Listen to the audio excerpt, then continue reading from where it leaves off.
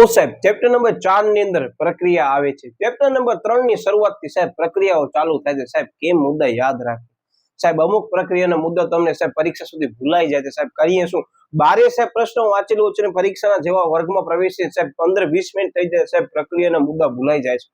તો વિદ્યાર્થી મિત્રો, Vidya on web with Dharmendra Thakkar YouTube channel આજે તમારા માટે લઈને આવી રહ્યું છે વાણિજ્ય વ્યવસ્થાના સંચાલનની અંદર ચેપ્ટર નંબર 4 ની અંદર આવતી વ્યવસ્થા તંત્રની પ્રક્રિયાનો અર્થ અને તેના તબક્કા. યાદ રાખજો વિદ્યાર્થી મિત્રો, આ આખા ચેપ્ટરમાંનો એક એવો પ્રશ્ન છે, ધ્યાનથી સમજજો. શું કામ કે આજ એક એવો પ્રશ્ન છે કે જે બોર્ડની અંદર પૂછાય ને. તમને કહી દઉં કે આ પ્રશ્ન જુલાઈ 18 ની અંદર બોર્ડમાં 3 ગુણમાં પૂછવામાં આવ્યું છે. એના પછી એકે વખત બોર્ડમાં પૂછવામાં આવ્યું નથી, પણ એવું માનતા નહીં કે પ્રશ્ન પૂછાશે નહીં. અને તમને હું ગેરંટી સાથે કહું છું કે અત્યારે વર્તમાન જે પેપર પેટર્ન છે આપણે એને ધ્યાનમાં લેતા જો ચોથા ચેપ્ટરમાંથી લેન્ધી ક્વેશ્ચન, મારો શબ્દ યાદ રાખજો, પૂછવો છે તો આ એક પ્રશ્ન ખૂબ જ સારો છે. યસ, ફર્સ્ટ નંબર ઉપર આ ચેપ્ટરમાં આવે છે વ્યવસ્થા તંત્રના પ્રકારમાંનો કોઈ પણ એક પ્રકાર. બીજો ક્વેશ્ચન સત્તા મૂળ તત્વો અને ત્રીજો ક્વેશ્ચન આવે છે આ પ્રક્રિયા. આ 3 પ્રશ્નો એવા છે કે જેને આપણે ક્રમ આપી શકીએ છીએ પરીક્ષાની અંદર કે આ ન પૂછાય તો આ પૂછાઈ શકે છે. હવે જનરલી તમને કહી દઉં કે આ પ્રશ્ન એકવાર પૂછવાનો છે એટલે ઘણા બધા વિદ્યાર્થીઓ કરે શું છે ખબર છે, એને સ્કીપ કરવાની કોશિશ કરે છે. હું 1 સેકન્ડ કહી દઉં કે હવે જે પણ વિદ્યાર્થી એવું મગજમાં વિચાર્યું હોય ને કે વ્યવસ્થા તંત્રની પ્રક્રિયા છે સાહેબ અમે સ્કીપ કરવાનું વિચારીએ છીએ, તો એક વખત આ વિડીયો મેં સ્પેશિયલી એના લોકો માટે કરીને જ બનાવ્યો છે કે જે લોકો એમ કહે છે ને કે સાહેબ અમારા મુદ્દા મિક્સ થાય છે. એને હવે મુદ્દા ગેરંટી સાથે કહું નહીં મિક્સ થાય. આપણે કરવાના જ એવી રીતે છે, તમને એમ જ લાગશે સાહેબ આ તો પ્રશ્ન મેં આગળ કરી દીધું છે એવું જ છે. એટલે હું તમને કહી દઉં શરૂઆતની અંદર કે તમારા પાસે કદાચ કોઈ પણ સાહિત્ય ઓપન હોય તો રિક્વેસ્ટ છે એને સાઈડમાં મૂકી દો. આપણે વગર ચોપડી એવી રીતે પ્રશ્નો કરાવી દઈશું તમને કે તમને ખબર જ નહીં પડે. હા, પરીક્ષા વખતે ફરીથી તમને એમ લાગે તો બિંદાસથી જોઈ શકો છો એક વખત, પણ અત્યારે તમારું ધ્યાન માત્ર અહીંયા જ હોવો જોઈએ. આની મેં 2 ટ્રિક્સ બનાવી છે, તમને કહી દઉં. બીજી ટ્રિક્સ હું તમને છેલ્લે આપીશ. પહેલી ટ્રિક્સ હું તમને કોન્સેપ્ટમાં આપતો રહીશ. બીજી વસ્તુ શરૂઆતમાં કહી દઉં કે જ્યારે પણ વ્યવસ્થા તંત્રની પ્રક્રિયાના તબક્કા આપણે પ્રશ્ન તૈયારી કરીએ છીએ ને તો ચેપ્ટર નંબર 1 કયો ખબર છે? સંચાલનની સપાટીઓમાંની કઈ સપાટી? ઉચ્ચ સપાટી, કે જે જુલાઈ 24 ના પેપરમાં પૂછવામાં આવી છે. રિપીટ કરીને 5 ગુણની અંદર પૂછવામાં આવી છે. હું તમને પહેલા કહેતો હતો વિદ્યાર્થી મિત્રો કે ચેપ્ટર નંબર 1 ની અંદર ઓછામાં ઓછો એક પ્રશ્ન જે છે એ સપાટીમાંથી હશે જ. તમે નોટ ડાઉન કરી લો, દરેક પેપર ઉપાડી લો, બોર્ડ વાળા એ પ્રશ્ન પૂછે જ છે. ઇટ મીન્સ આપણને એ સપાટી તો કરવાની જ છે. હવે એ સપાટી જે છે ઉચ્ચ સપાટી વખતે મેં ટ્રિક્સ આપી હતી કે ભાઈ જે પણ ધંધાની અંદર ઉચ્ચ સપાટી રહેલું વ્યક્તિ હશે ખુરશી પર જઈને બેસીને તમામ બાબતો નક્કી કરશે. એ ટ્રિક્સ સમજાઈ ગઈ હશે ને તો આ પ્રશ્ન સાવ ઈઝી લાગશે. હું શરૂઆતમાં કહી દઉં આ પ્રશ્ન છે વ્યવસ્થા તંત્રની પ્રક્રિયાના તબક્કા, બરાબર? ધ્યાન રાખજો. પણ તમને એમ જ લાગશે કે સાહેબ આ તો ઉચ્ચ સપાટી સંચાલનના જે કાર્યો છે ને એ જ અમને દેખાઈ રહ્યા છે, માત્ર થોડું ઘણું સ્વરૂપમાં શું કરી નાખ્યો, ફેરફાર કરી નાખ્યો. યસ વિદ્યાર્થી મિત્રો, શરૂઆતની અંદર તમને એક સરળ બાબત કહી દઉં કે આ પ્રશ્ન અઘરો નથી. હા, વિચારવું પડશે તમને પરીક્ષાની અંદર કે આનો જવાબ જે છે કઈ રીતે હું લખું. ગેરંટી સાથે કહું તમને કે આ વિડીયોની અંદર આ વસ્તુ પણ સમજાઈ જશે. પણ શરૂઆતમાં આપણે શું માનવાનું છે કે સાહેબ ઉચ્ચ સપાટી સંચાલનના કાર્યો પછી આપણે આ પ્રશ્ન કરવાનો. જ્યારે પણ બોર્ડની પરીક્ષાની તૈયારી કરીએ છીએ કે કોઈ પણ કસોટીની તૈયારી કરીએ છીએ, ચેપ્ટર નંબર 1 અને 4 ની અંદર આ 2 પ્રશ્નો સાથે કરવાના. ઉચ્ચ સપાટી સંચાલનના કાર્યો અને વ્યવસ્થા તંત્રની પ્રક્રિયાના તબક્કા. તમે 2 સિક્વન્સમાં કરશો ને વિદ્યાર્થીઓ બહુ ઈઝી લાગશે ક્વેશ્ચન. શું કામ હું તમને પછી કહેવાનો છું, બરાબર? ઓકે, અત્યારે ક્યાંય સ્ક્રીનશોટ પાડવાની જરૂર નથી. રિક્વેસ્ટ છે, પછી તમને સમય આપવાનો છું, કારણ કે અત્યારે પહેલા હું મુદ્દા તમને સમજાવીશ, પછી ટ્રિક્સ આપીશ અને પછી મેઇન કીવર્ડ્સ આપીશ, બરાબર? Okay, yes. પ્રશ્ન કેવી રીતે આવી શકે કે વ્યવસ્થા તંત્રનો અર્થ આપી તેની પ્રક્રિયાના તબક્કા અંગે સમજૂતી આપો, બરાબર? ઓકે, જે બોર્ડની અંદર મેં તમને કીધું જુલાઈ 18 ની અંદર 3 ગુણની અંદર પૂછવામાં આવેલો છે. આપણી ચેનલની અંદર, બરાબર? તમે નોટ ડાઉન કરી લેજો કે ડિસ્ક્રિપ્શન બોક્સની લિંકની અંદર મેં છે ને બોર્ડના પેપરો પણ મૂકી દીધા છે. સામેને ધ્યાનમાં લઈ અપડેટેડ વર્ઝન પણ હું મૂકતો રહીશ, બરાબર? અત્યારે સપોઝ જુલાઈ 24 નો પેપર આવ્યો છે તો મારા પાસે અવેલેબલ છે. હું એની અંદર અમુક જે છે આન્સર ટિક કરીને તમને મૂકી દઈશ કે જેથી કરી તમને એના ટિક આન્સર પણ તૈયાર મળી શકે. એટલે એના માટે ખાસ સોશિયલ મીડિયાના માધ્યમો દ્વારા જોડાઈ જજો, નીચે લિંક આપેલી છે. Okay, yes. હવે વિદ્યાર્થી મિત્રો, આપણે તૈયારી કેમ કરવાની પ્રશ્ન પૂછાય તો હું શરૂઆતમાં કહી દઉં કે ખાસ પહેલા પ્રશ્ન વાંચવાનો. હા, ઘણા બધા વિદ્યાર્થીઓ સાહેબ આવું શું કામ કહો છો? પૂછ્યો અર્થ અને પ્રક્રિયા બંને ને આપણે લખીને આવીએ માત્ર પ્રક્રિયા તો માર્ક્સ થશે, કારણ કે અર્થનો પણ કીમાં માર્ક્સ હોય છે. ઓકે, હવે આ વ્યાખ્યા છે ને મેં સાવ સરળ લીધી. જો મારા ક્લાસની અંદર જ્યારે ભણાવતો ને ત્યારે પણ વિદ્યાર્થીને એમ જ કહું કે જેટલા પણ તમે ચેપ્ટર તૈયાર કરો છો ને એની અંદર એક વ્યક્તિને પકડી રાખો, એની વ્યાખ્યા યાદ રાખી લો, કારણ કે પૂછવાની સંભાવના વધારે હશે અને નહીં આવે તો તમે પ્રસ્તાવના તરીકે એ ચેપ્ટરના લોંગ ક્વેશ્ચનમાં પણ લખી શકશો.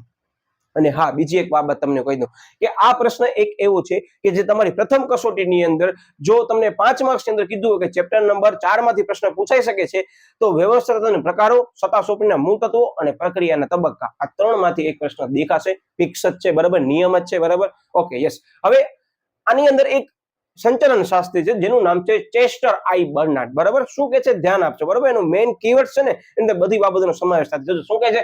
યસ, એ બે કે તેથી વધુ વ્યક્તિઓના સહકાર દ્વારા થતી પ્રવૃત્તિ એટલે વ્યવસ્થા તંત્ર. જો કેટલી સરળ વ્યાખ્યા આપી છે. તમને પરીક્ષાની અંદર પ્રશ્ન પૂછાય છે કે ભાઈ વ્યવસ્થા તંત્રનો અર્થ આપી તેની પ્રક્રિયા તબક્કા અંગે સમજૂતી આપો, તો અર્થ તમે લખ્યો હશે ને એમાં વ્યાખ્યા સહિત તમે એ ચેસ્ટર આઈ બર્નાર્ડના નામે લખ્યું હશે ને તો વિદ્યાર્થી મિત્રો તમને પછી ખબર પડશે, ત્યારે જ્યારે પણ તમારા માર્ક્સ અપાતા હશે ને પેપરની અંદર બોર્ડમાં, ત્યારે તમને લાઈટ થશે કે યાર સાહેબ આ વસ્તુ કામ આવી અમને. Okay, yes.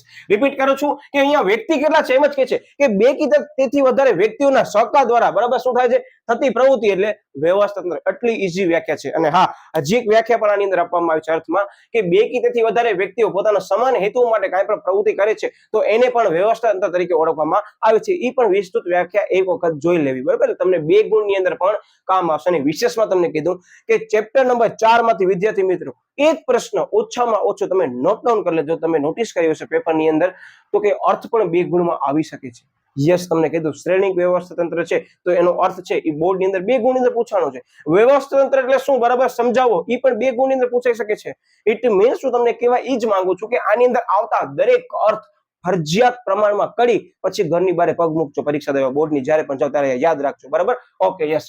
હવે આવે છે આની અંદર પ્રક્રિયાના તબક્કા. મેં તમને કીધું કેમ યાદ રાખવાનું છે. તો શરૂઆતમાં મેં તમને કીધું કે ઉચ્ચ સપાટી જે છે એને આપણે ધ્યાનમાં લેવાનું છે. અને ઉચ્ચ સપાટી વખતે મેં તમને ટ્રિક્સ આપી છે કે ધંધાકીય એકમની અંદર રહેલા જે વ્યક્તિઓ છે, બરાબર, જે ડિરેક્ટર છે, એ ધંધાકીય માલિક છે, બરાબર, એ શું કરે છે તો કે ટ્રસ્ટી તરીકેનું કાર્ય કરે છે. યાદ આવે છે ટ્રિક્સ? બસ એ જ ટ્રિક્સને થોડોક મેમોરાઇઝ કરો. મેં તમને ત્યારે પણ કીધું હતું અને ટ્રિક્સ પછી અત્યારે તમે જો વિડીયો જોતા હશો ને તમને એમ જ લાગશે અરે વાહ સાહેબ, આ તો વાત તમારી સાચી નીકળી. જોજો ભલા.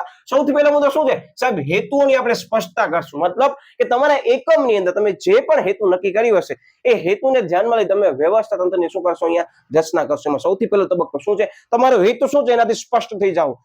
હવે શું આવે છે એના પછી કાર્યોની યાદી તૈયાર કરવી. મેં તમને ત્યારે જ કીધું તો ખબર છે કે એકમની મુખ્ય અને ગૌણ હેતુ નક્કી કરે છે. યાદ છે ને? ટ્રિક્સ જ તમને કહું છું. જેને પણ ઉચ્ચ સપાટી સંચાલનની વિડીયો જોયો હશે એને એ ટ્રિક્સ ખ્યાલ હશે, એને જ આ વસ્તુ ખબર પડશે. એટલે તમને કહી દઉં, રિક્વેસ્ટ છે કે કદાચ ચેપ્ટર નંબર 1 નો ઉચ્ચ સપાટી વાળાની ટ્રિક્સ મે બી ભૂલાઈ ગઈ હોય તો તમે એ જઈ પછી આ વિડીયો જોજો તો વધારે આઈડિયા આવશે. કારણ કે જે ટ્રિક્સ કીધી છે ને એને હું અહીંયા વળી પાછો મેચ કરવાની કોશિશ કરું છું. ઘણા લોકોને એમ કહે છે ને કે સાહેબ પ્રક્રિયા જે છે અમને યાદ નથી એના માટે. ઓકે, એટલે સૌથી પહેલો મુદ્દો આપણા એકમનો શું કરવાનો છે? હેતુઓની સ્પષ્ટતા કરવાની છે. હેતુઓની સ્પષ્ટતા કર્યા બાદ તમે શું કરશો તો કે યાદ રાખજો જે કાર્યો છે એની યાદી તૈયાર કરશો.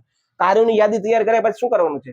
હા સાહેબ, યાદ આવે છે મને મુદ્દો. તો કે યસ, એકમમાં રહેલા જે કાર્યો છે એનું શું કરશું સાહેબ? આપણે વિભાગીયકરણ કરી નાખશું, ડિસ્ટ્રીબ્યુશન કરી નાખશું. ધંધાનો માલિક બધા કાર્ય નહીં કરે. એ નીચે રહેલો જે વિભાગીય અધિકારી છે એ અલગ અલગ વિભાગ બનાવશે ને એને શું કરશે? કાર્યોનું વિભાગીયકરણ કરી અને એને કામ આપશે અને સત્તા પણ આપશે અને ફરજ પણ આપશે. એટલે જોઈ લો મુદ્દો જ આવે છે. યસ, કે વિભાગીય હોદ્દાઓ યાદ રાખજો કે કાર્યોનો આપણે વિભાગીકરણ કર્યું તો એના પછી શું કરશું? તે વિભાગમાં રહેલા જે હોદ્દાઓ છે ને એની લાયકાત શું કરશું? આપણે નક્કી કરશું. ધીરે ધીરે તમને રિવિઝન લાગશે. જોજો. ઓકે, હવે હોદ્દાઓની લાયકાત તો નક્કી થઈ ગઈ. એના પછી કરવાનું છે સાહેબ એ લાયકાત નક્કી કરી, હોદ્દો નક્કી કર્યો. જે પણ વ્યક્તિ કામ કરતો હશે આપણે શું આપશું સાહેબ?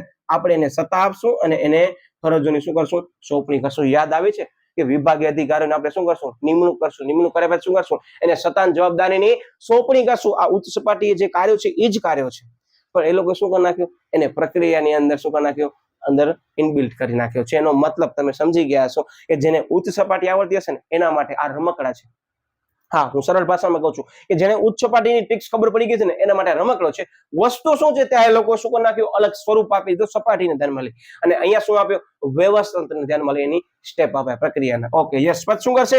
યસ, હવે આ સત્તાને ફરજોની સોંપણી કરશે તો એ વ્યક્તિઓ શું કરશે સાહેબ? એ વ્યક્તિઓ એકમની અંદર આંતર સંબંધની સ્થાપના કરશે કે ભાઈ વિભાગીય અધિકારી છે તો નીચે રહેલા કેટલા બધા વ્યક્તિઓ છે એના વચ્ચે શું કરશે? આંતર સંબંધની સ્થાપના કરશે. વિસ્તૃતમાં સમજાવું છું. અત્યારે હું માત્ર તમને ટ્રિક્સ આપું છું. છેલ્લે પણ મેં જે ટ્રિક્સ રાખી છે કે જે એક લાઈનની અંદર તમારા બધા મુદ્દા કવર કરી દે છે.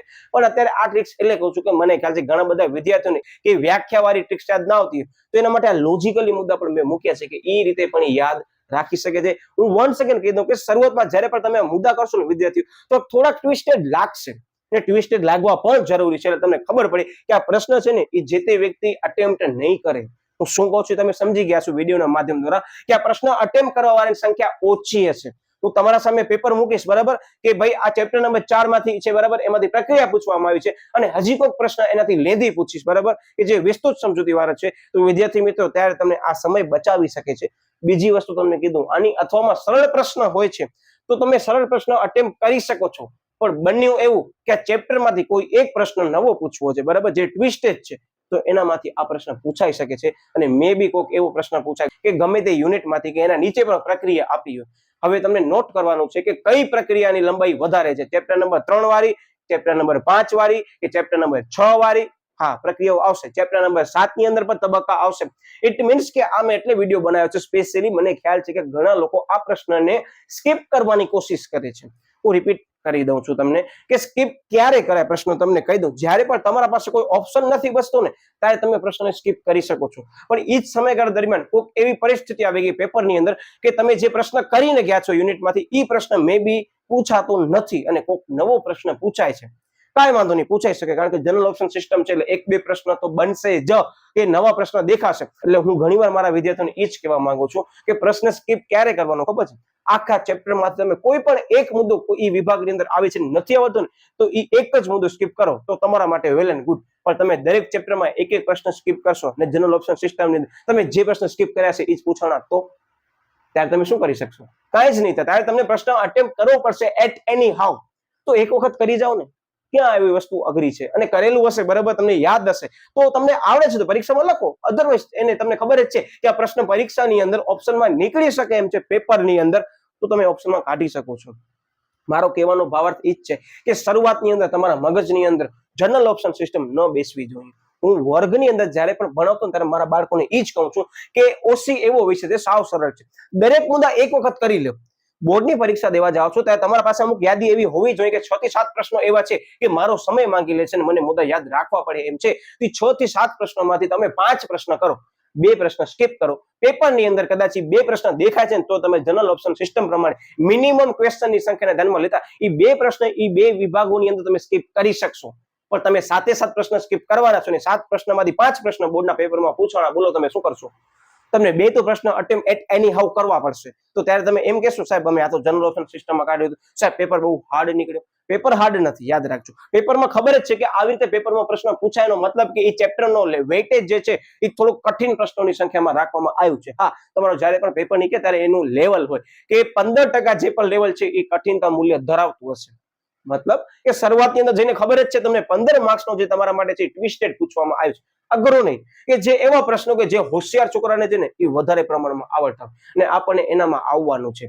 ભલે આપણને પ્રશ્ન અત્યારે નથી આવડતો પણ એનો મતલબ એમ નહીં કે એક વખત કરીને મૂકી દીધો એટલે પ્રશ્ન મને નહીં આવડે. હું હજી કહું છું કે તમે આને આ વિડીયો તમે 4 વાર જોશો ને વિદ્યાર્થીઓ, પછી તમે શું કરશો ખબર? સાહેબ તમે શરૂઆતમાં જે ચર્ચા કરો છો ને એ અમને લાગુ પડતી નથી. યસ, જ્યારે તમે એકને એક વસ્તુ વારંવાર કરતા હશો ને વિદ્યાર્થીઓ ત્યારે તમને સરળ લાગશે, મારી ગેરંટી છે, પણ એને સરળ બનાવવું પડશે અને વ્યવસ્થિત ધ્યાન આપવું પડશે. બરાબર? ઓકે, એટલે આ પ્રશ્નમાં ધ્યાન આપજો. યસ, હવે શું કરશે? આંતર સંબંધોની સ્થાપના કરવાની છે. આંતર સંબંધોની સ્થાપના કર્યા બાદ આપણે કરશું શું? તો સાહેબ આપણે નકશો તૈયાર કરશું. આ હતા મેઇન કીવર્ડ્સ ને મેઇન ટ્રિક્સ. બરાબર? જે 1 નંબરની મેં તમને ટ્રિક્સ કીધી એ આ રહી. ફરીથી રિપીટ કરી દઉં કે સૌથી પહેલા હેતુની સ્પષ્ટતા નક્કી કરશું. હેતુ નિર્ધારણ, ચેપ્ટર નંબર 3 આયોજનની પ્રક્રિયા જોઈ લો. એનામાં હેતુ નિર્ધારણ છે, અહીંયા શું છે? હેતુની સ્પષ્ટતા કરવાની છે. ઓકે, એ સ્પષ્ટતા કર્યા બાદ એની શું કરવાની છે? કાર્યોની સાહેબ યાદી તૈયાર કરશું. કાર્યોની યાદી તૈયાર કર્યા બાદ એનું શું કરશું? સાહેબ અમે વિભાગીકરણ કરશું. વિભાગીકરણ કર્યા બાદ શું કરશું? સાહેબ અમે હોદ્દા અને લાયકાત નક્કી કરશું. હોદ્દા અને લાયકાત નક્કી કર્યા બાદ આપણે કરવાનું શું છે? સાહેબ એની જે સત્તાની ફરજો છે આપણે એને સોંપશું. રિપીટ કરું છું, જ્યારે પણ તમે હોદ્દા અને લાયકાત નક્કી કરતા હશો વ્યક્તિની, તમારા સામે ઉભો હશે ને, જવાનો તો છે નહીં, શું કહેશે? સાહેબ મને સત્તા આપો, મારી ફરજ શું છે તમે એ તો કહો સાહેબ, તો જ હું એકમમાં કામ કરીશ. ઇટ મીન્સ આપણને આમ પ્રેક્ટિકલી પણ યાદ રાખી શકે ત્યાં બીજી ટ્રિક છે. ઓકે, પછી સંબંધોની શું કરશે? સ્થાપના કરશે અને નકશો તૈયાર કરશે. આ હતા કેટલા તમે જોઈ શકો છો 1 થી કરી અને 7 જ પોઈન્ટ વિદ્યાર્થી મિત્રો 3 માર્કમાં પૂછાય છે.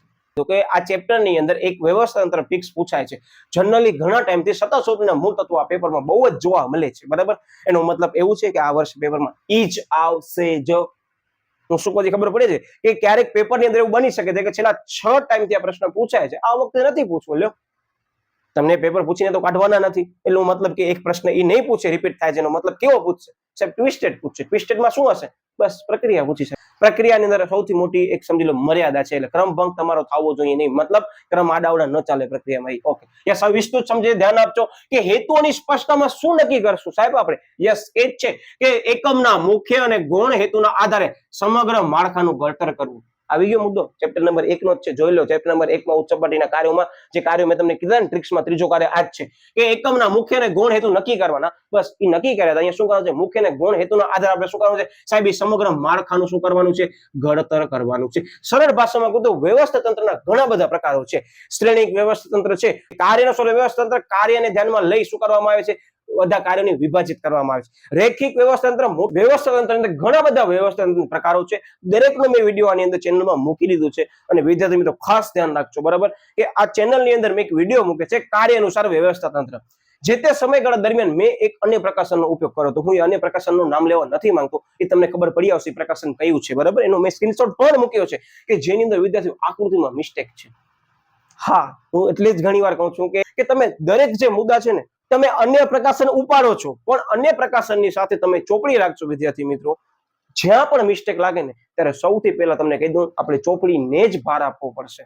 તમે એને કોઈ પ્રકાશનને તમે બોર્ડ સમક્ષ રજૂ નહીં કરી શકો. હું તે કહું છું કે આગળ જે મેં વિડીયો બનાવ્યો છે ને કાર્ય અનુસાર વ્યવસ્થા તંત્ર, વિદ્યાર્થી મિત્રો એની અંદર એક મિસ્ટેક થઈ છે. હું અત્યારે વિડીયોના માધ્યમ દ્વારા સ્વીકારું છું, મને ખ્યાલ છે કે અન્ય પ્રકાશનના કારણે મિસ્ટેક થઈ છે, નો ડાઉટ થાય, પણ મેં એ ચેતવ્યું પણ છે. એના માટે કરી અલગથી મેં શોર્ટ્સ પણ મૂક્યો છે કે અન્ય પ્રકાશનોની અંદર વિદ્યાર્થી મિત્રો અઢળક મિસ્ટેક છે. અમુક તો મેં ક્વિઝની અંદર જે એમસીક્યુ મૂક્યા છે ને વિદ્યાર્થીઓ, એના પણ જવાબો અન્ય પ્રકાશનોમાં ખોટા આપેલા છે. યસ, તમે જ્યારે વ્યવસ્થિત ક્વિઝ આપી હશે ને ત્યાં તમને ફીડબેક આવ્યો હશે મેલની અંદર કે ભાઈ આ પ્રશ્ન છે એની અંદર આ જવાબ છે ને એ અન્ય પ્રકાશનોની અંદર ખોટું આપેલું છે. તમે સમજી શકો છો કે આની અંદર વિદ્યાર્થીનો સીધો 1 માર્ક્સ થઈ શકે છે, અને આપણા માટે બહુ મોટી એક નુકસાની કહેવાય કે આપણા પાસે ચોપડી છે છતાં પણ અન્ય પ્રકાશનોનો ઉપયોગ કરવો પડે છે.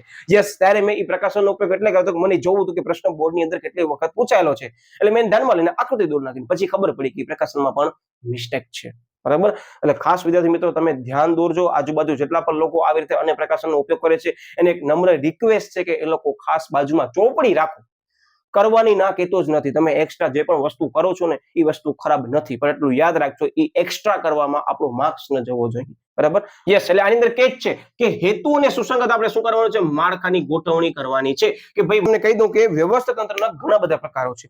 સૌથી પહેલા સમજી લો રેખિક વ્યવસ્થા તંત્ર છે, પછી કાર્ય અનુસાર વ્યવસ્થા તંત્ર છે, પછી શ્રેણીક વ્યવસ્થા તંત્ર છે, પછી વૈદિક વ્યવસ્થા તંત્ર છે, પછી અવૈદિક વ્યવસ્થા તંત્ર છે. હજી પણ છે પણ તમારી ચોપડીમાં એનો ઉલ્લેખ કર્યો નથી. તમે આગળ કોલેજનો અભ્યાસ કરશો ત્યારે વળી પાછું રિપીટ થશે. હું તમને સમજાવી દઉં કે વૈદિક વ્યવસ્થા તંત્ર એટલે શું ખબર છે? ચોક્કસ નીતિ નિયમો દ્વારા રચાયેલું માળખું, બરાબર. પછી અવૈદિક મતલબ કે ચોક્કસ સંબંધો દ્વારા કુદરતી રીતે રચાયેલું માનવ સર્જિત માળખું. પછી શ્રેણીક વ્યવસ્થા તંત્ર એટલે કે સામાન્ય અને ટેકનિકલ બંને જે છે, બરાબર, એનો સમન્વય કરતું માળખું, બરાબર. એટલે શું તો કે શ્રેણીક વ્યવસ્થા તંત્ર આ પરીક્ષા અંદર પૂછાયેલો છે, બરાબર. શ્રેણીકનો અર્થ 2 ગુણની અંદર. તો વિદ્યાર્થી મિત્રો ઘણા બધા વ્યવસ્થિત પ્રકાર જે આપ્યા છે ને એ વિભાગને અનુલક્ષીને આપ્યા છે કે ભાઈ જ્યાં ટેકનિકલ બાબતોની જરૂર પડતી હશે ત્યાં શ્રેણીક વ્યવસ્થા તંત્રનો ઉપયોગ કરવામાં આવે છે. જ્યાં વિભાગને મહત્વ આપતું હશે તેને વિભાગીય વ્યવસ્થા તંત્ર તરીકે રેખિક વ્યવસ્થા તંત્રનું સ્થાન આપવાનું છે. જ્યાં કાર્યને વધારે મહત્વ આપવાનું છે ત્યાં કાર્ય અનુસાર વ્યવસ્થા તંત્રનો આપવાનો ઉપયોગ કરવાનું છે. અત્યારે મેં તમને જે રજૂઆત કરી ને એ ચોપડીમાં નથી આપેલી આ મુદ્દાની અંદર, પણ તમારા 1 માર્કના પ્રશ્ન 2 માર્કના પ્રશ્ન મેં અહીંયા જ કહી દીધા. કયા વ્યવસ્થા તંત્રને વિભાગીય વ્યવસ્થા તંત્ર તરીકે ઓળખવામાં આવે છે? તો રૈખિક. એનો મતલબ કે આની અંદર એ જ કહે છે કે જે તમારા હેતુ છે ને એ તમારા એમ સમજી લો માળખાને સુસંગત હોવા જોઈએ. હવે મારા એકમની અંદર ખરીદ વિભાગ, વેચાણ વિભાગ છે, જાહેરાત વિભાગ છે, બરાબર. એનો મતલબ કે મારા એકમની અંદર વિભાગીય વ્યવસ્થા તંત્ર છે, રૈખિક વ્યવસ્થા તંત્ર છે. તો એ વ્યવસ્થા તંત્ર મોટા ભાગ કદને ધ્યાનમાં લઈ એ વ્યવસ્થા તંત્રને શું કરવામાં આવે છે? અમલ કરવામાં આવે છે. કયો વ્યક્તિ નીચે કોણ જવાબદાર છે, તમામ બાબતો આપણને એ વ્યવસ્થા તંત્ર આપણને શીખાડે છે, બરાબર. અને એનો મેં વિડીયો પણ મૂકી દીધો છે રૈખિક વ્યવસ્થા તંત્ર, કે જેની આકૃતિ જુલાઈ 23 ની અંદર 3 ગુણની અંદર પૂછવામાં આવેલી છે. રિપીટ કરી દઉં છું, આ ચેપ્ટરની અંદર આવતા આકૃતિ વાળા પ્રશ્નો એક પણ ન મૂકજો. મારો શબ્દ તમને કહી દઉં કે બોર્ડની અંદર ઓછામાં ઓછો શબ્દ સાંભળજો, મારો ઓછામાં ઓછો એક પ્રશ્ન આકૃતિ વાળો હશે જ. અને જો ચાન્સીસ હશે ને તો એ આકૃતિ આ ચેપ્ટરમાંથી પૂછવાની સંભાવના વધી જશે. હું તમને જે કહેતો નથી કે ભાઈ સતાસોપરીના મૂળ તત્વો ઘણી વખત પૂછવામાં આવ્યું છે, તે સતાસોપરીના મૂળ તત્વો છે આકૃતિ વાળો પ્રશ્ન છે.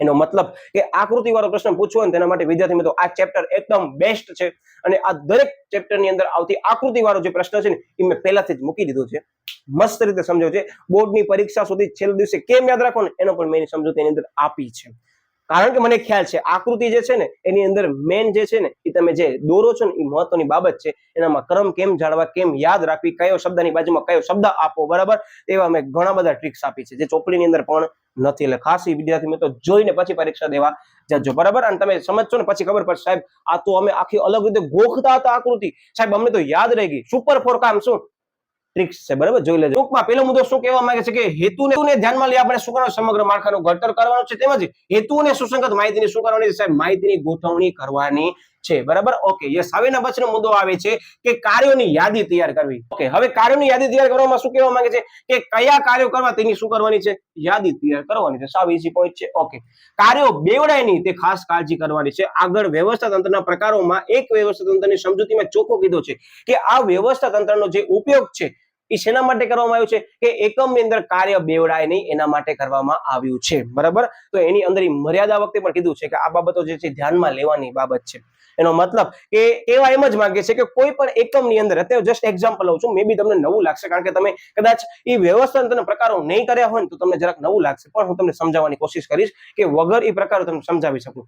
એકમની અંદર વિદ્યાર્થી મિત્રો સમજી લો એક મુખ્ય અધિકારી છે, સાંભળો, એ બ્રાન્ચ મેનેજર છે. તો એ બ્રાન્ચ મેનેજરની અંદર ઘણી બધી વિભાગ આવતા હશે. એક્ઝામ્પલ તરીકે પરચેસ ડિપાર્ટમેન્ટ આવે છે, સેલ્સ ડિપાર્ટમેન્ટ આવે છે, પ્રોડક્શન ડિપાર્ટમેન્ટ આવે છે, એડવર્ટાઇઝમેન્ટ ડિપાર્ટમેન્ટ આવે છે. હવે એડવર્ટાઇઝમેન્ટ અને સેલ્સ ડિપાર્ટમેન્ટ બંને એમ સમજી લો વિભાગોની અંદર અલગ અલગ છે. સાંભળજો, હવે મેં એમ જ કીધું હતો કે ભાઈ આપણે જે પણ વસ્તુનું પ્રોડક્શન કરશું એ પ્રોડક્શન કરતી વખતે જ એ વસ્તુની શું કરવાની છે, આપણને એડવર્ટાઇઝમેન્ટ કરવાની છે.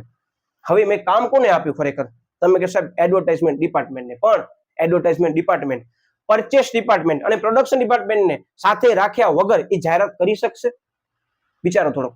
ના સાહેબ, નહીં કરી શકે. શું કામ? કે પ્રોડક્શન ડિપાર્ટમેન્ટ વાળો વસ્તુ બનાવશે, એ વસ્તુને ધ્યાનમાં લઈ શું કરશે, જાહેરાત ડિપાર્ટમેન્ટ વાળા એના ઉપર શું કરશે, જાહેરાત પબ્લિશ કરશે. પછી વસ્તુનું શું થશે, વેચાણ થશે. એનો મતલબ કે કાર્ય ખરેખર ક્યાંથી શરૂ થવું જોઈએ સાહેબ, પેલા વસ્તુનું પ્રોડક્શન થશે, એ પ્રોડક્શનને ધ્યાનમાં લઈ શું કરવાની છે સાહેબ, આપણને જાહેરાત કરવાની છે. જાહેરાત કર્યા પછી આપણે વસ્તુનું શું કરવાનું છે, વેચાણ કરવાનું છે. એનો મતલબ કે જેને જે કાર્ય સોંપ્યું છે એ કાર્ય પ્રમાણે એ પર્ટિક્યુલર કામ જે છે આપણને કરવું જ પડશે.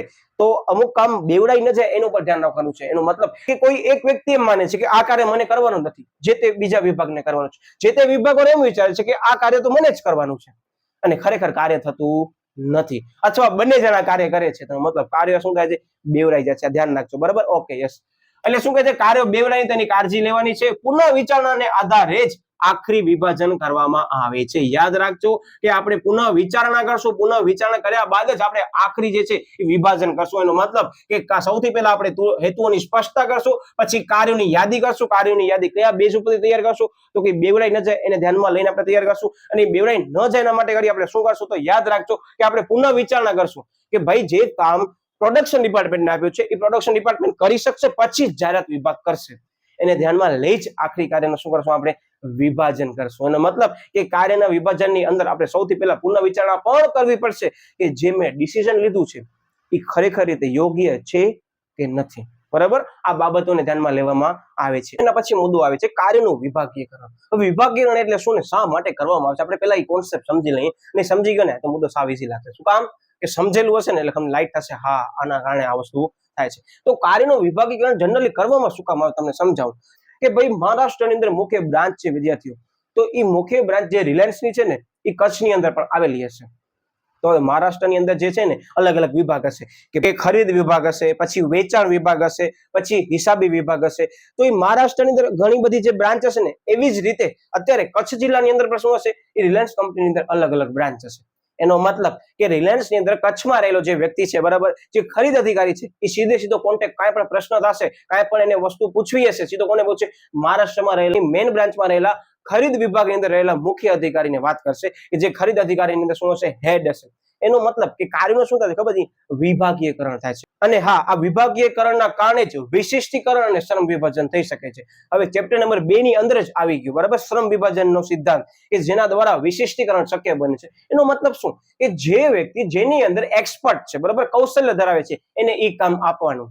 તો અત્યારે મેં તમને કીધું કે ઘણા બધા વિભાગ બનાવ્યા, તે દરેક વિભાગને જે પણ વિભાગીય અધિકારી હશે ને એ વિભાગનો એક્સપર્ટ હશે, બરાબર. એ વિભાગનો એક્સપર્ટ મતલબ કે એને તમામ બાબતોની અંદર તમામ કૌશલ્ય રહેલા છે કે એ વિભાગને લગતી જે પણ સમસ્યાઓ હશે, જટિલ સમસ્યાઓ આવવાની હશે, એ એને શું કરી શકશે, ટેકલ કરી અને એનો શું કરી શકશે સાહેબ, એનું સોલ્યુશન કરી શકશે. આ હતું એક્ઝામ્પલ, બરાબર, કે આના કારણે વિભાગીકરણ કરવામાં આવે છે. અધરવાઇઝ થાય શું તો કે મહારાષ્ટ્રની મેઇન બ્રાન્ચમાં વારંવાર તમે ફોન લગાડો અને નીચે ઘણી બધી બ્રાન્ચ રાજ્યોની અંદર આવેલી છે, તો વિદ્યાર્થી મિત્રો દરેક રાજ્યોની જે બ્રાન્ચ છે એનું સોલ્યુશન કરશે કે એક વ્યક્તિ, એટલે શું નાખશે વિભાગીકરણ છે. કાર્યોનું શું કરશું આપણે વિભાગીકરણ કરશું. એનો સૌથી પહેલો મુદ્દો કે છે કે સમાન કાર્યો છે ને એને અલગ જૂથમાં મૂકી દેવાના, કે સરખા કાર્યો છે ઈ. Okay, yes. જેમાં વેચાણ વિભાગ, ખરીદ વિભાગ, હિસાબી વિભાગ અનુસાર વિભાજિત કરી શું કરવામાં આવે છે, શ્રમ વિભાજન અને વિશિષ્ટીકરણને કારણે શું કરવામાં આવે છે, તમને એનો લાભ મેળવી શકો છો. એનો મતલબ કે તમને કરવાનું છે કાર્યનું વિભાજન કરવાનું છે. મતલબ કે જે મહારાષ્ટ્રની અંદર રહેલો જે પણ રિલાયન્સ કંપની અંદર રહેલો જે પરચેસ ડિપાર્ટમેન્ટનો હેડ છે એના અંડરમાં 10 થી 15 અલગ અલગ જે રાજ્યો છે એના શું આવશે, હેડ આવશે.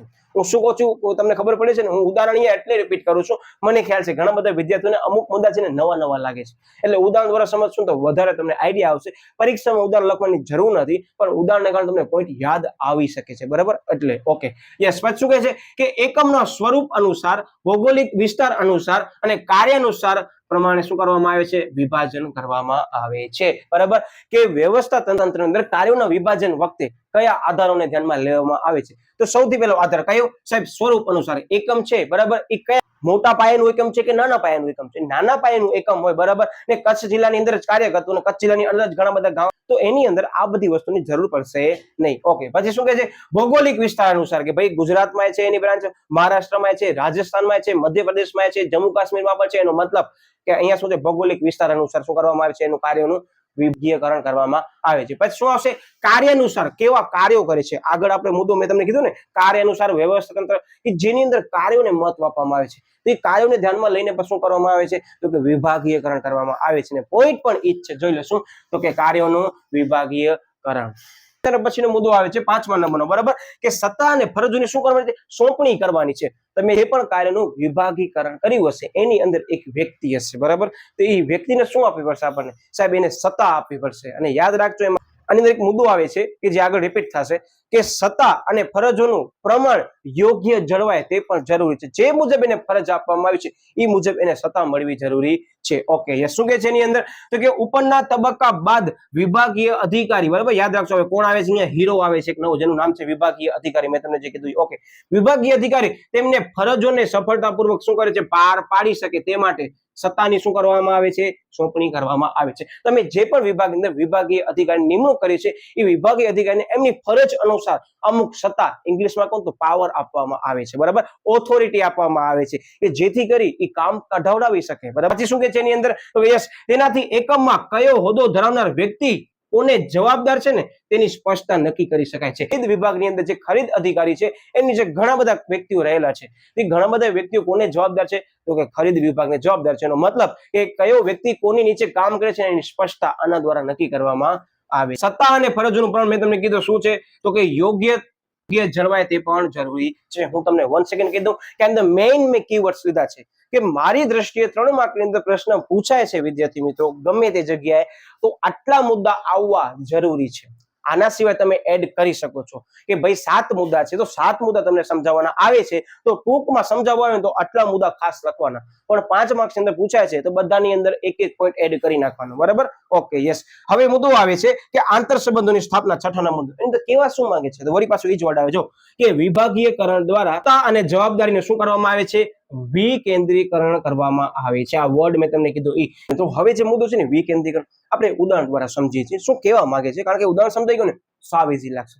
હવે આની અંદર 1 માર્કનો પ્રશ્ન પૂછાય છે કે નીચેના પૈકી કઈ પ્રવૃત્તિ દ્વારા સંચાલકો તૈયાર કરી શકાય છે. હવે સાંભળજો, સૌથી પહેલો ઓપ્શન કેન્દ્રીકરણ, કે સત્તા એક જગ્યાએ કેન્દ્રિત છે.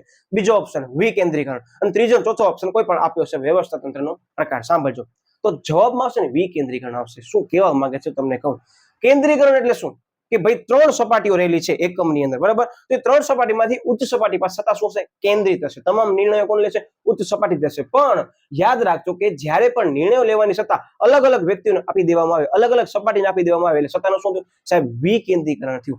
તો વિકેન્દ્રીકરણ દ્વારા જે પણ વિભાગીય અધિકારી હશે, બરાબર, એના કારણે ભાવિ સંચાલકો તૈયાર થશે. શું કામ? કે આની અંદર સત્તા શું કરી છે? ડિસ્ટ્રીબ્યુટ કરી દેવામાં આવી છે, બરાબર, આલોકેટ કરી દેવામાં આવી છે કે પોતાની રીતે તમે કાર્ય કરાવી શકો છો. એનો મતલબ કે દરેક વ્યક્તિ પોતાની રીતે કાર્ય કઢાવડાવી શકશે અને ઉચ્ચ સપાટી સમક્ષ મોકલશે. અંદર એમ જ કહેવા માંગે છે કે તમે જ્યારે પણ સત્તાનું વિકેન્દ્રીકરણ કરો છો ને, હું વારંવાર એટલે ઈશારાથી તમને સમજાવું છું કે આ પરીક્ષામાં પૂછાય છે કે સત્તાનું વિકેન્દ્રીકરણ કરશો ને, મતલબ દરેક વિભાગ પાસે રહેલો વ્યક્તિ જે છે એના પાસે અલગ અલગ સત્તા હશે અને એ અલગ અલગ સત્તા દ્વારા તળ સપાટી રહેલા વ્યક્તિઓ પાસેથી કામ કઢાવડાવીને ઉચ્ચ સપાટી સમક્ષ મોકલશે. સાદી ભાષામાં કહીએ તો જે એકમની અંદર પેલા વ્યક્તિ જે છે એક જ નિર્ણય લેતો હતો એની જગ્યાએ શું લેશે? અલગ અલગ સપાટીએ રહેલા વ્યક્તિઓ છે પોતાની સત્તા અનુસાર શું કરશે? નિર્ણય લેશે. તો આ જે નિર્ણય લેશે તો એના ખાતે જો સંકલન કરશે, સહકાર હશે બધા વચ્ચે, તો એ વિકેન્દ્રિત પ્રવૃત્તિઓને પણ આપણે કેવી રીતે કરી શકશું? કેન્દ્રીયકરણ દ્વારા સિદ્ધ કરી શકશું. મતલબ કે એકમની અંદર મુખ્ય નિર્ણય કોને લેવાનો છે સાહેબ? મુખ્ય નિર્ણય અદાણી ને અંબાણીને લેવાનો છે. પણ જે વિભાગીય અધિકારીઓ છે દરેક બ્રાન્ચના, એ શું કરશે? એ નીચે રહેલા બીજા અધિકારીઓ જે છે, જે સબ બ્રાન્ચના છે, એને કામ સોંપી દેશે. એ સબ બ્રાન્ચમાં રહેલા જે પણ અધિકારીઓ છે, બરાબર, એ કોને આપી દેશે? એ કામ જોબર નિરીક્ષક ફોરમેનને આપી દેશે. એટલે શું થશે કે સત્તાનું શું થઈ ગયું સાહેબ? વિકેન્દ્રીકરણ થઈ ગયું. પણ દરેક લોકો એકબીજા સાથે સંકલન સાધી, સહકાર સાધી જે મુખ્ય કાર્ય હશે કોને આપશે? તે મુખ્ય કાર્ય આપશે વિભાગીય અધિકારીને આપશે, જે મુખ્ય બ્રાન્ચની અંદર કાર્ય કરતું હશે. અને મુખ્ય બ્રાન્ચની અંદર જે પણ વિભાગીય અધિકારી કામ કરતું હશે કોને આપશે? ઉચ્ચ સપાટી રહેલા વ્યક્તિઓને આપશે. અને તમારું કાર્ય કેવું થશે? વ્યવસ્થિત થશે. તો આ તમામ બાબતો મેં તમારા સમક્ષ રજૂઆત કરીને વિદ્યાર્થી મિત્રો, એની અંદર સંકલન, કોર્ડિનેશન, સહકાર હોવું ખૂબ જ જરૂરી છે. હવે લોકો સમજાયું છે, આપણી લાઈન વાંચીએ છે ને એ મુદ્દો જે છે મેં તમને સમજાવ્યો ને એ હવે ખબર પડશે. શું કહે છે? પરંતુ આ વિકેન્દ્રિત પ્રવૃત્તિ જે છે એની અંદર કાર્યોની અંદર સંકલનના હેતુઓ દ્વારા આંતર સંબંધની સ્પષ્ટતા કરી કેન્દ્રિત બનાવી શકાય છે. હવે ખબર પડી ગઈ. અતિ વિકેન્દ્રીકરણ, પણ આપણે કાર્યોનું સંકલન, આંતર સંબંધો સાપ્યા, એના કારણે શું થઈ ગયું? કાર્યોનું શું કરી નાખ્યું? કેન્દ્રીયકરણ કરી નાખ્યું. હતું વિકેન્દ્રિત, પણ કાર્ય એવી રીતે કર્યું કે ઓટોમેટિકલી કેવું થયું? કેન્દ્રીકરણ દ્વારા થયું. એવી રીતે જ કેન્દ્રીકરણ દ્વારા જે થાય એવી રીતે જ કરવામાં આવ્યું છે. આ મુદ્દો થોડોક ટ્વિસ્ટેડ છે એટલે જ મેં આની અંદર ઉદાહરણને વધારે ટાઈમ આપ્યું છે. પણ પરીક્ષાની અંદર ઉદાહરણ લખવાનું નથી. સમજાઈ ગયું હશે ને તો તમે તમારી રીતે થોડું ઘણું ફ્રેમ કરશો તો ચાલશે. Okay, yes. એના પછીનો મુદ્દો આવે છે તો કે વ્યવસ્થા તંત્રને શું કરવાનો છે? નકશો તૈયાર કરવાનો છે. હવે તમે ઘણીવાર નોટિસ કર્યું હશે કે બહુ સારા એકમને તમે જશો ને, જ્યારે પણ ઓનલી વિઝિટ કરવા માટે ત્યાં તમે નોટ ડાઉન કરજો કે એકમને જેટલા પણ વિભાગો છે ને એનો એક અલગથી ચાર્ટ એ પર્ટિક્યુલર કંપનીમાં લગાડેલો હશે કે ભાઈ અત્યારે અમારી કંપનીની અંદર ઉચ્ચ સ્થાન ઉપર સીઈઓ કે ડિરેક્ટર કે એમડી એ ઉપર વ્યક્તિ જે છે એ આ રહેલો છે. એના અંડરમાં બરાબર શું છે? બ્રાન્ચ મેનેજર છે, બ્રાન્ચ હેડ છે, એ આ વ્યક્તિઓ છે. એના અંડરમાં કેટલી બધી શાખાઓ આવે છે, એ શાખાઓની અંદર મુખ્ય અધિકારી કયા છે એ અલગથી શું કરેલા છે? મેન્શન કરેલા હશે.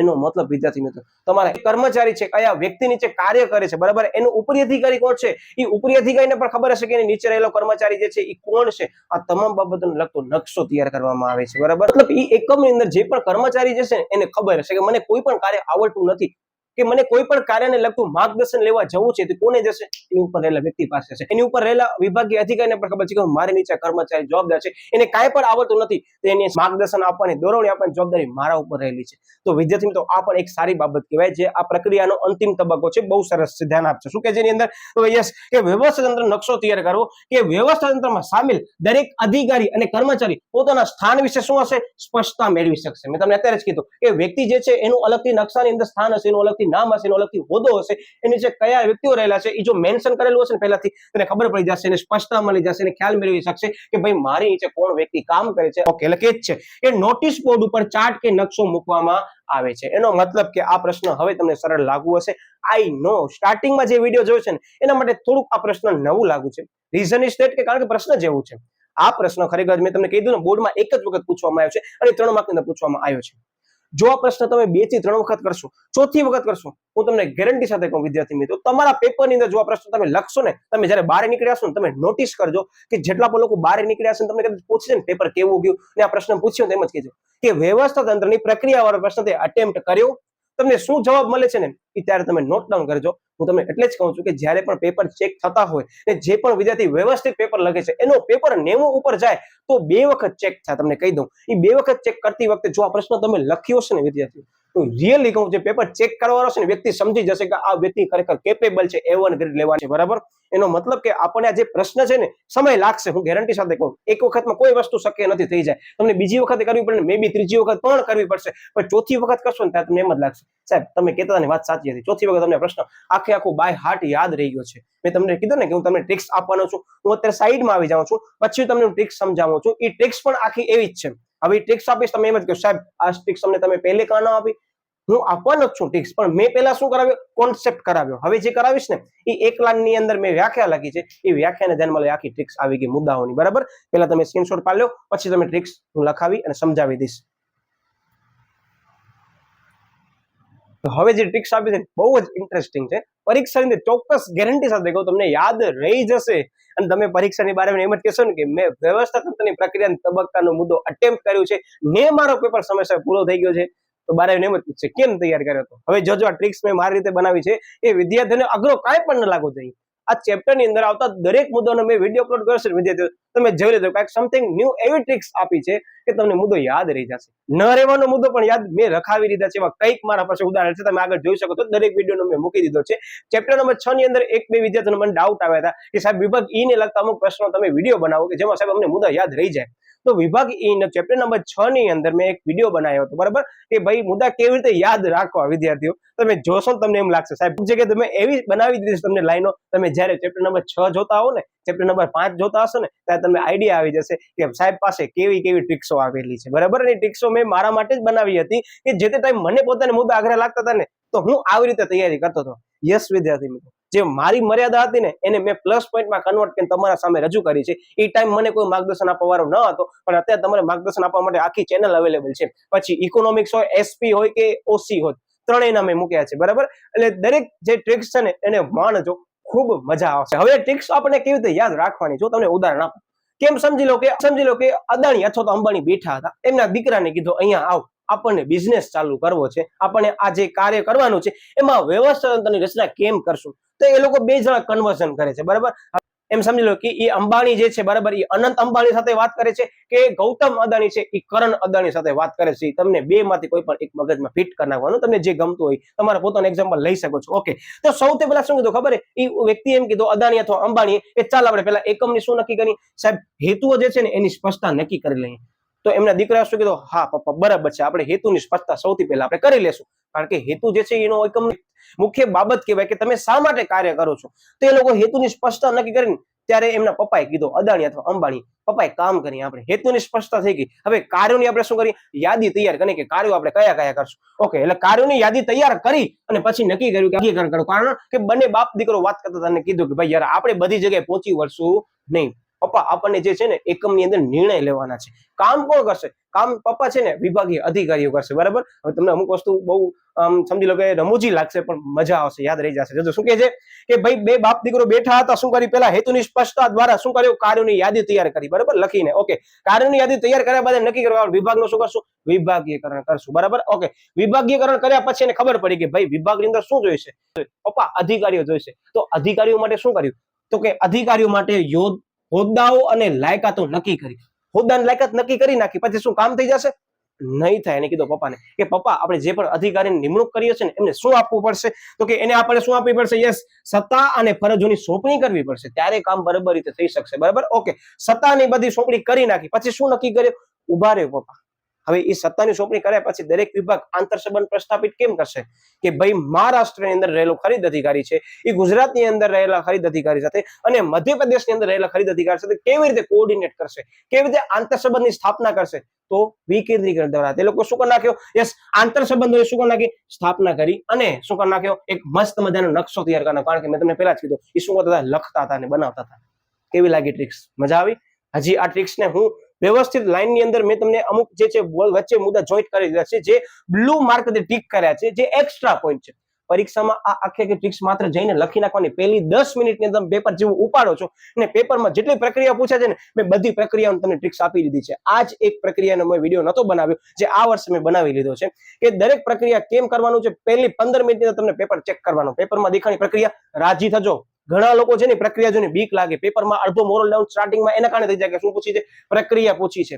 તો વટથી શું કરવાનો 17મી મિનિટ તમારે જો બેલ વાગે ને લખવા માટે કરીને જનરલી 16 મિનિટ વાગે પણ 17મી મિનિટે સૌથી પહેલા સપ્લીનો છેલ્લો પેજ ઉપાડો પેન્સિલથી જે પ્રક્રિયાને હમણાં જ 15 મિનિટ પહેલા બાય હાર્ટ તૈયાર કરે છે લખી નાખો પેન્સિલથી ઝડપથી ટ્રિક્સની જેમ પછી લખવાનું કરો પેપર ચાલુ એનો મતલબ પહેલી 17 મિનિટની અંદર તમે ધારો તો તમારી પરીક્ષા પૂર્ણ કરી શકો છો પોઝિટિવલી લખવું તો પડશે જ પણ તમે મેઇન મુદ્દા તો યાદ રહી ગયા ને જે ઘણા બધા વિદ્યાર્થીઓની સમસ્યા હતી સાહેબ અમને મુદ્દા યાદ રહેતા નથી તો ભાઈ મુદ્દા તને યાદ જ છે ત્યારે તું પરીક્ષા દેવા માટે બેઠો ને ત્યારે તને માર્ક્સ આવે છે પણ શું પરીક્ષાના કારણે મુદ્દા યાદ નથી રહેતા એ એક તમારી મોટી સમસ્યા છે હું શું કહું ખબર પડે મુદ્દા યાદ રહેતા નથી તમારી સમસ્યા નથી પણ પરીક્ષા વખતે મુદ્દા યાદ નથી આવતા એ તમારી સમસ્યા છે ને એના માટે જ મેં તમને ટ્રિક્સ આપી છે ઓકે હવે ટ્રિક્સને મેં મેચ કરી છે જોજો આખી લાઈનની અંદર કે હેતુની સ્પષ્ટતા દ્વારા કાર્યોની યાદી તૈયાર કરી વિભાગીયકરણ પરથી હોદ્દાઓ અને લાયકાતો તૈયાર કરી સત્તા અને ફરજોની સોંપણી એ આંતર સંબંધોની સ્થાપના કરી અને નકશો તૈયાર કરે છે આ લાઈનને 10 થી 15 વખત તમે લખી નાખો હા 6ઠી વખત લખશો ને તો જ તમને ખબર પડી આવશે કે મુદ્દા મારા તૈયાર થઈ ગયા હવે ટ્રિક્સ દેખાઈ ગયા છે સૌથી પહેલો હેતુઓની સ્પષ્ટતા દેખાડો તમારો પહેલો મુદ્દો યસ સાહેબ કાર્યોની યાદી તૈયાર કરી બીજા નંબરનો મુદ્દો યસ સાહેબ વિભાગીયકરણ ત્રીજો મુદ્દો દેખાડો ઓકે ચોથો મુદ્દો હોદ્દાની લાયકાતો નક્કી કરશું બરાબર આયરો જોઈ લો પાંચમો મુદ્દો શું કે છે સત્તા અને ફરજોની શું કરવાની છે સોંપણી કરવાની છે છઠ્ઠો મુદ્દો અને સાતમો મુદ્દો મેં ઇરેઝ કરી નાખ્યો છે જગ્યાના અભાવે એનો મતલબ કે હવે તમને ખબર પડી ગઈ આ મેં છેલ્લે એટલે આપ્યો કે શરૂઆતમાં આપી દીધો હોત ને તો શું કરત સાહેબ અમને અંદર વાંચવાની જરૂર નથી અને હજી તમને કીધું ઘણા વિદ્યાર્થીઓ કરે શું ખબર બધા મેઇન મુદ્દા આવતા હશે પેટા મુદ્દાની અંદર જો તમે ક્યાંક પણ મિસ્ટેક કરી તમારે બીજી વખત પેપર ચેક થશે ને ત્યારે પકડાઈ જશો એટલે વિદ્યાર્થી મિત્રો શું કામ ટેન્શન લેજો એટલે તો હું તમને કીવર્ડ્સ આપું છું કે એ કીવર્ડ્સ યાદ રહી જશે ને તો તમને ખબર પડી જશે કે યસ સાહેબ અહીંયા વિકેન્દ્રીકરણ લખવાનું છે યસ સાહેબ અહીંયા આ મુદ્દો લખવાનું છે એનો મતલબ કે કીવર્ડ્સ એટલે મેં તમને આપ્યા છે એવું નથી કે કીવર્ડ્સ નહીં લખ્યા તો માર્ક્સ નહીં આવે પણ કીવર્ડ્સના કારણે તમારા પેટા મુદ્દા ચોક્કસ યાદ રહી જશે કે ભાઈ આ મુદ્દાની અંદર આટલા જ કીવર્ડ્સ આપણે સરે કીધા હતા એ કીવર્ડ્સ મને યાદ એને ધ્યાનમાં લીધે મુદ્દાને શું કરો મેચ કરી અને મુદ્દો બનાવો બરાબર એટલે ખાસ ધ્યાન રાખજો વિદ્યાર્થી મિત્રો એટલે મને હવે આશા છે કે ચેપ્ટર નંબર 4 ની અંદર આવતા દરેક જે આઈએમપી પ્રશ્નો હતા કે જેની અંદર વિદ્યાર્થીઓને સમસ્યાઓ હતી કે સાહેબ યાદ નથી રહેતું પરીક્ષા સુધી અમને યાદ નથી રહેતું સાહેબ અમુક આકૃતિ એવી છે કે પરીક્ષા સુધી સાહેબ અમને યાદ રહેતી જ નથી તો મતલબ શું સાહેબ અમે પરીક્ષા વખતે ભૂલી જઈએ છીએ જેવો પરીક્ષાના હોલની અંદર એન્ટર થાય સાહેબ મુદ્દા ભૂલાઈ જશે હવે તમારા નહીં ભૂલાય ચેપ્ટર નંબર 4 ની અંદર જે મેં પ્લેલિસ્ટમાં વિડીયો મૂક્યા છે વિદ્યાર્થી મિત્રો દરેક વિડીયો જોઈ લો પછી તમે પરીક્ષા દેવા દેજો સૌથી ઈઝીમાં ઈઝી ચેપ્ટર તમને આ બધા લાગશે જે અઘરા પ્રશ્નો તમે કહો છો ને એ તમને અઘરા નહીં લાગે મારી ગેરંટી છે તમને વિડીયો જોવો પડશે વિડીયો જોઈ લીધો પછી તમને ખબર પડશે સાહેબ મસ્ત ટ્રિક્સો આપી છે એટલે વિદ્યાર્થી મિત્રો ખાસ એ દરેક વિડીયો જોઈ પછી આપણે પરીક્ષા દેવા જવાનું છે અને 1 સેકન્ડ હું કહી દઉં કે દરેક મુદ્દો શરૂઆતની તમને સહેલો નહીં લાગે કારણ કે તમે ધોરણ 12 માં અભ્યાસ કરો છો એટલે અમુક મુદ્દા એવા લાગશે તો બીજી વખત કરો ત્રીજી વખત તમને શું લાગશે સાવ ઈઝી લાગશે તો વિદ્યાર્થી મિત્રો મળ્યા આપણે વળી પાછું નવા ટોપિક સાથે એટલે ચેનલને હજી પણ સબસ્ક્રાઇબ ન કરો ચેનલ સબસ્ક્રાઇબ કરી દેજો તેમજ વિડીયોને લાઈક કરી દેજો અને બેલ આઇકન ઉપર ખાસ પ્રેસ કરી દેજો મળ્યા આપણે વળી પાછું નવા ટોપિક સાથે ત્યાં સુધી બાય બાય